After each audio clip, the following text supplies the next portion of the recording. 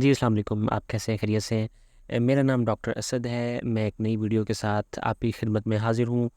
کچھ دن میری شادی کی مصروفیت کی وجہ سے میں آپ کے ساتھ کوئی ویڈیو شیئر نہیں کر سکا، لیکن آج ہمارا ٹاپک انتہائی اہم ہے۔ ہم انگزائٹی کے حوالے سے اور جنرلائزڈ انگزائٹی ڈس آرڈر کے حوالے سے، جسے ہم میڈیکل کی فیلڈ میں GAD کہتے ہیں، اس کے بارے میں بات کریں گے۔ اردو میں اس کو اضطراب اور عمومی اضطراب کی بیماری بھی کہتے ہیں۔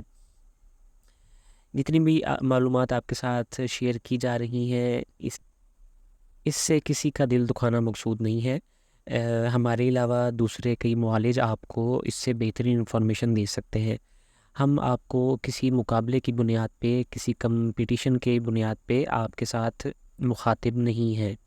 سب سے پہلے ہم ڈسکس کرتے ہیں اضطراب کیا ہے۔ اضطراب ایک ایسا لفظ ہے جسے ہم اس ناخوشگوار احساس کو بیان کرنے کے لیے استعمال کرتے ہیں جب ہم کسی تناؤ، دھمکی ملنے یا مشکل صورتحال میں ہوتے ہیں یا کسی مسئلے کا سامنا کر رہے ہوتے ہیں۔ یہ بذات خود ذہنی صحت کی ایک حالت نہیں۔ ہم میں سے زیادہ تر کو اپنی زندگی میں کسی نہ کسی موقع پر بہت سی مختلف وجوہات کی بنا پر اضطراب کا سامنا کرنا پڑتا ہے۔ یہ ایک عام رد عمل ہو سکتا ہے اور عام طور پر صورتحال تبدیل ہونے پر ہم وقت کے ساتھ ختم ہو جاتے ہیں، یا جب آپ پریشانی کا سبب بننے والی اس صورتحال کو چھوڑ دیتے ہیں تو آپ کا اضطراب، انگزائٹی ختم ہو جاتی ہے۔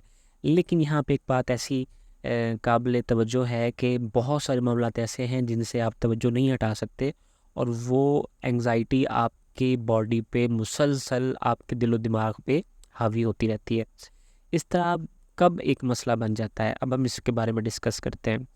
اضطراب ایک مسئلہ بن سکتا ہے جب آپ کا اضطراب بہت سخت ہو، یعنی کہ جو آپ سوچ رہے ہیں، جو آپ کر رہے ہیں، وہ آپ کے اوپر اتنا حاوی ہو جاتا ہے کہ آپ سائیکولوجیکلی اس کا مقابلہ نہیں کر سکتے۔ آپ ہر وقت یا زیادہ تر پریشان محسوس کرتے ہیں۔ اس کی کوئی وجہ نہ بھی ہو تو آپ اپنے آپ کو پریشانی میں محسوس کرتے ہیں۔ آپ کی روزمرہ زندگی کو منفی طور پر متاثر کرتا ہے۔ یہ سارا جتنا بھی آپ دیکھیں گے، یہ انگزائٹی آپ کی زندگی کو بہت شدید ڈیمیج کرتی ہے۔ اس کی جو صورتحال ہے، اس صورتحال سے نکلنے کے لیے ہمیں کیا کرنا چاہیے، وہ ہم لیٹر آن ڈسکس کرتے ہیں۔ اضطراب کیسا محسوس ہوتا ہے؟ اضطراب آپ کو اپنے دماغ اور جسم میں بہت ساری مختلف چیزیں محسوس کرنے کا سبب بن سکتا ہے۔ اس کی سب سے بڑی جو چیز ہے وہ آپ کے ذہن میں کسی چیز کا جو ہے وہ سوار رہنا ہے، ہر وقت پریشان رہنا ہے، تھکاوٹ محسوس کرنا یا اچھے سے نیند نہ آنا، توجہ مرکوز نہ کر سکنا، چڑچڑاپن، افسردہ رہنا، بے چینی، تناؤ محسوس کرنا، اپنے آپ کو بے بس محسوس کرنا، خوف محسوس کرنا کہ کچھ خوفناک ہو سکتا ہے، ایک ڈر لگا رہنا کہ پتہ نہیں کل کیا ہوگا، پتہ نہیں کل کیا ہوگا، یہ بھی انگزائٹی ہے۔ جسم میں کیا تبدیلیاں آتی ہیں؟ زیادہ تر بے ترتیب دل کی دھڑکن ہے، اس کو اختلاج قلب بھی کہا جاتا ہے۔ پسینہ آنا، منہ خشک رہنا، پٹھوں میں تناؤ اور درد، آپ کے شولڈرز، آپ کے کمر میں درد رہے گا، سر درد رہے گا ہلکا ہلکا سا، کپ کپانا، لرزنا، آپ کسی چیز کو گریپ نہیں کر سکتے، انگلیوں، پیروں، ہونٹوں میں بے بسی، بے حسی، جھنجھلاہٹ، زیادہ تر لمبے سانس لینا، چکر آنا، بے ہوش ہو جانا، معدے کے مسائل ہیں، جنسی مسائل ہیں، اسی طرح آپ بدہضمی بھی محسوس کرتے ہیں، جسم میں بہت سارے مقامات پہ آپ انکمفرٹیبل بھی فیل کرتے ہیں، بیت الخلاء میں آپ بہت زیادہ دیر تک بیٹھتے ہیں، وہاں پہ آپ زیادہ ٹائم سپینڈ کرتے ہیں۔ ان جسمانی احساسات سے متعلق بہت زیادہ اضطراب محسوس کرنا۔ اب ہم آگے بڑھتے ہیں۔ بعض اوقات اضطراب میں مبتلا لوگ فکر مند ہوتے ہیں کہ ان کی علامات جسمانی بیماری کی علامت ہیں، یہ ان کی پریشانی کو اور بھی خراب کر سکتا ہے۔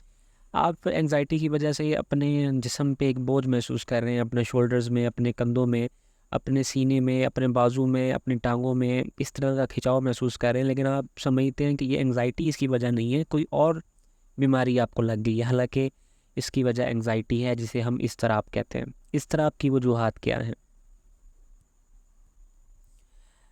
ان میں سب سے بڑی وجہ روزانہ کے واقعات، جیسا کہ کام پر تناؤ بھرا ای میل وصول کرنا، کسی مشکل گاہک کے ساتھ بات چیت کرنا، اپنے محبت کرنے والے کے ساتھ کسی ایسی چیز کا امپیکٹ پڑنا کہ جو آپ کو بہت زیادہ تکلیف دے رہا ہو، اس کی کشمکش کی ایک صورتحال کا ہونا، زندگی کے اہم واقعات جیسے طلاق سے گزرنا، جسمانی بیماری ہونا، یا کسی ایسے شخص کو جاننا جو مر چکا ہے۔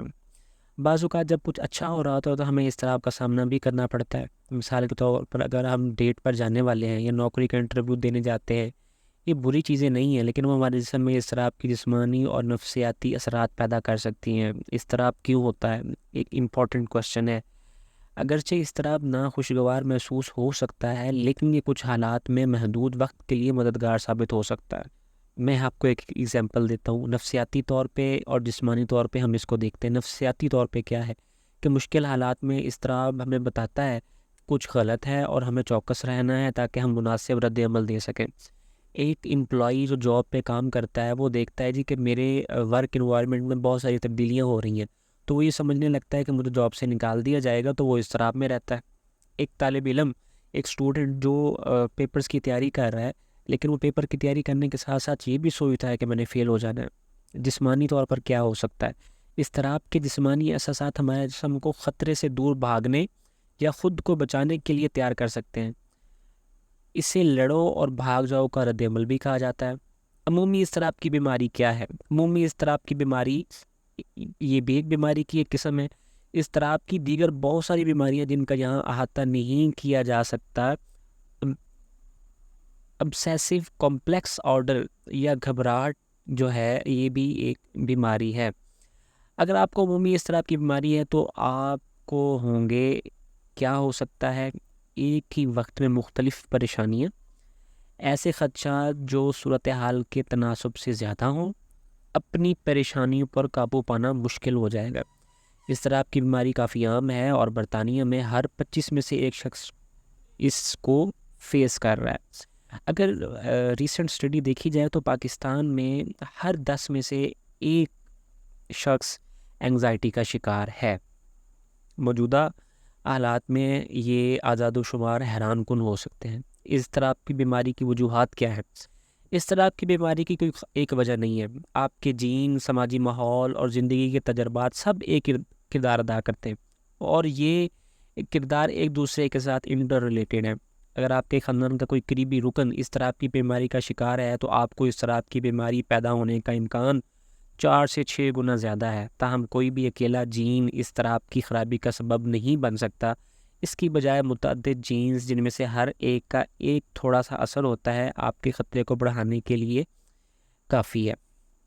مجھے کب مدد مانگنی چاہیے؟ اگر آپ پریشانی میں ہیں اور آپ کی زندگی پر منفی اثر اس پریشانی کی وجہ سے ڈل رہا ہے، یا آپ کو لگتا ہے کہ آپ اضطراب کی بیماری کا سامنا کر رہے ہیں، تو جتنی آپ مدد طلب کریں گے اتنا ہی جلد آپ اپنے آپ کو بہتر محسوس کرنا شروع کر دیں گے۔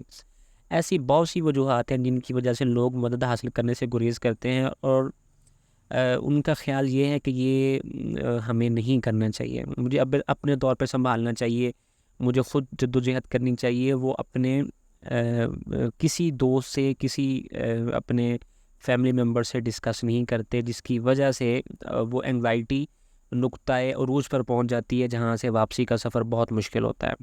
انگزائٹی پہ ایک طویل فہرست ہے جس پہ بات کی جا سکتی ہے، لیکن میرے خیال میں آج کے لیے اتنا کافی ہے۔ ہم آنے والی ویڈیوز میں انگزائٹی کے حوالے سے مزید بات کریں گے۔